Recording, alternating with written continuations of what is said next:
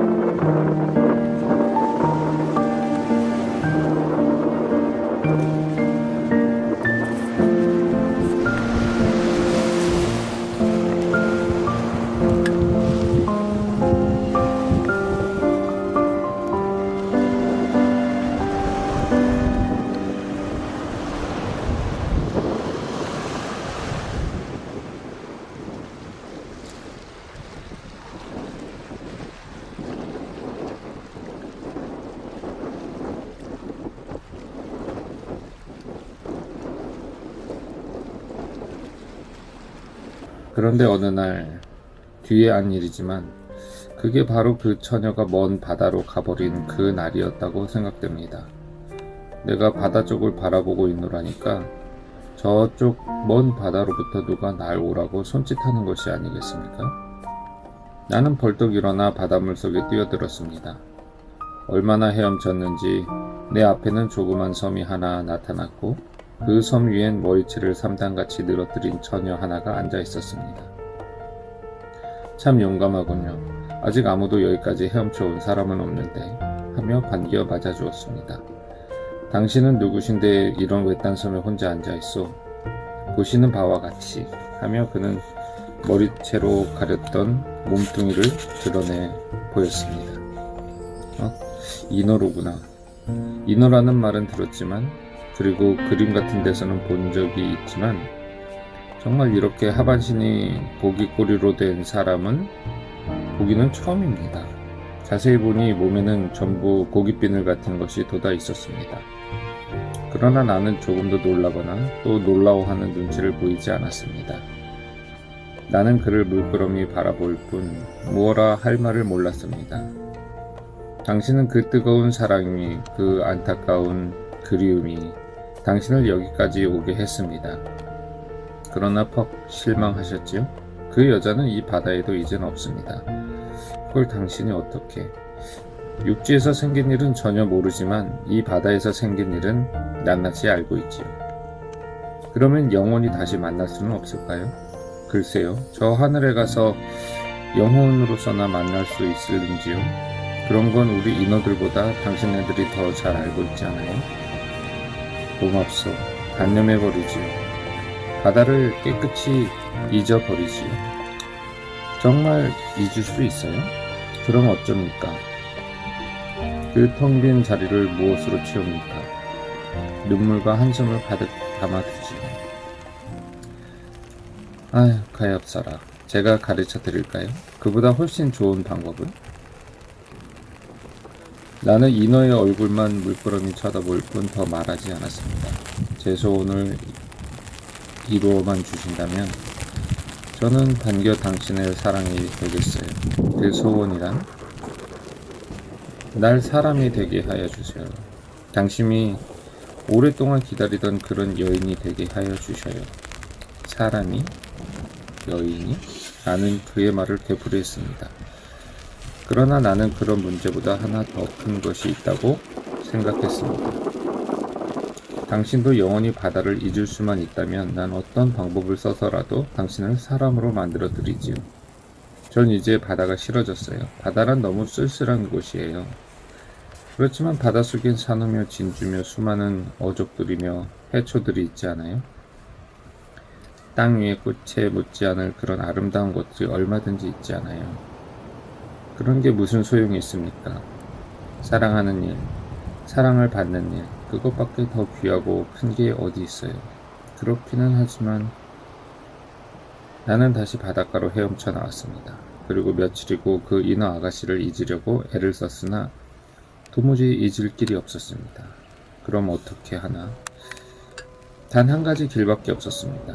그것은 인어 아가씨를 정말 사람으로 변하게 하는 법을 연구하여 그 보기 흉한 비늘과 고깃꼬리를 예쁜 사람의 몸뚱이와 날씬한 두 다리로 바꿔야 했습니다. 그러나 그것은 인어 아가씨를 잊기보다 더 어려운 일이었습니다. 얼마를 두고 골똘했던지 내게는 그야말로 우스꽝스러울 만큼 엉뚱한 지혜가 생겼습니다. 마침내 나는 용기를 내어 그 방법을 실험해 보기 위해서 다시 인어 아가씨가 있는 섬으로 헤엄쳐 갔습니다. 왜 오랫동안 오시지 않았어요? 당신이 그리워 죽어버리고 싶었어요. 당신을 데려갈 방법을 생각하느라고 그랬지요. 그럼 오늘은 데리러 오셨어요? 네, 대답을 듣기도 전에 인어 아가씨는 조아라 내 곁에 다가앉는 것이었습니다. 자신은 없지만 내게 있는 슬기를 다 짜내어 생각해낸 방법. 자, 어서 이걸 먹어봐요. 뭔데요? 민들레씨. 네? 민들레씨라뇨? 꽃이지. 이걸 왜 먹으라십니까? 글쎄 먹어봐요. 당신의 살도 우리 사람과 같아질는지 모르니까요. 이너 아가씨는 곧 내가 주는 민들레시를 받아 먹었습니다. 그러더니 무엇에 놀란 사람 모양 전신을 부르르 떠는 것이 아니겠습니까? 민들레시가 바람에 흩날리듯 아가씨의 전신에 다닥다닥 붙었던 비늘이 부슬부슬 떨어지기 시작했습니다. 나는 내 생각이 틀리지 않았다고 생각하니 미칠 듯이 기뻤습니다. 자, 이번엔 이 약을 하고 나는 이번엔 복숭아 꼬씨를 한 움큼 주었습니다. 이걸 다 먹어요. 어서 먹어요. 아가씨는 그걸 받아 은단알을 씹듯 다 먹어버렸습니다. 그러나 이번엔 큰일이 났습니다. 아가씨는 그만 술 취한 사람 모양, 아니 독약이라도 마신 사람같이 곤두박질을 하는 것이 아닙니까? 나는 어쩔 줄 모르고 왜 이래요? 진정하시오. 하였으나 아가씨는 정신없이 몸을 비비틀며 엎치락뒤치락 하는 것이었습니다. 마치 물속에 사는 고기를 땅 위에 드러내 놓았을 때와 똑같은 몸짓이었습니다. 이상한 일도 있습니다. 봉숭아씨 주머니가 바람에, 아니 저절로 툭 튀듯 아가씨의 고깃꼬리 같은 하반신이 딱 갈라지는 것이 아니겠습니까? 그러자 곧 그것은 두 다리로 변하고 발이 생기는 것이었습니다. 그러자 아가씨는 꿈에서 깬 듯 감았던 눈을 뜨며 일어나 앉는 것이었습니다. 아가씨, 나는 나지막한 목소리로 아가씨를 불렀습니다. 당신이 소원하던 대로 당신은 이제 나와 똑같은 사람이 된 것이요. 자, 어서 육지로 나갑시다. 고맙습니다. 전 이제 영원히 당신의 것이에요. 우리 두 사람은 기쁨을 이기지 못해 오랫동안 부둥켜 안았습니다. 우리들의 결혼식은 옛날 얘기에 나오는 왕자와 공주의 그것 같이 찬란하고 굉장했습니다. 그도 그럴 것이 바다에서 나는 값진 보화는 얼마든지 얻을 수 있었으니까요. 결혼식을 끝낸 우리는 화려한 도예지보다는 조용한 산속을 택했습니다. 그 하나의 큰 이유는 나는 내 아내에게 영원히 바다를 생각하지 않게 하기 위하여 여름이고 겨울이고 산속에서 살리라 혼자 마음속으로 정해버린 것입니다. 결혼한 우리는 무척 행복했습니다. 산속이라고는 하여도 돈만 있으면 무엇이고 없는 것이 없습니다. 우리는 예쁜 꽃밭을 만들고 온갖 악기를 사들여 날마다 노래와 춤으로 세월을 보냈습니다. 아내는 처음엔 육지의 생활이 다소 낯설고 서툴렀으나 1년이 못 가서 아주 육지의 사람이 되어버렸습니다. 그 3단같이 기다란 머리는 예쁘게 잘라 온갖 장식품으로 치장하여 단정했고 옷도 가지가지 원색으로만 바꿔 입었습니다. 그러나 웬일인지 아내는 빨갛고 노랗고 초록빛 같은 색깔보다는 늘상 짙은 하늘빛을 좋아했습니다. 하늘빛. 아내는 내게 이렇게 말했으나 사실 그것은 하늘빛이 아니라 바다빛이었습니다. 아직도 아내는 바다를 잊어버리지 못하고 있다. 나는 마음속으로 이렇게 생각했습니다. 그러나 1년이 지난 우리들 사이에는 예쁜 아기가 생겼습니다. 아기는 무척 귀여웠습니다. 이제 나도 마음을 놓을 수 있었습니다. 우리는 아기의 옷을 사러 오랜만에 거리로 내려왔습니다. 내가 아기를 안고 우리는 천천히 거리 구경을 하며 걸었습니다. 얼마 안 가 아내는 내게 어디 음식점에라도 들어가 앉자고 하였습니다. 나는 아무 생각 없이 그러자고 길가 조그만 음식점에 들어가 앉았습니다. 아내는 화장실에 갔다 온다고 곧 일어섰습니다. 5분, 10분을 기다려도 아내는 다시 나타나지 않았습니다. 아무리 생각해도 알 수 없는 일입니다. 나는 아기를 안고 음식점을 나왔습니다. 길을 걷다가 나는 문득 아까 어느 염색소 앞을 아내와 함께 지날 때의 일이 생각났습니다. 지금 생각하니 그때 벌써 아내의 마음은 흔들리기 시작했던 것입니다.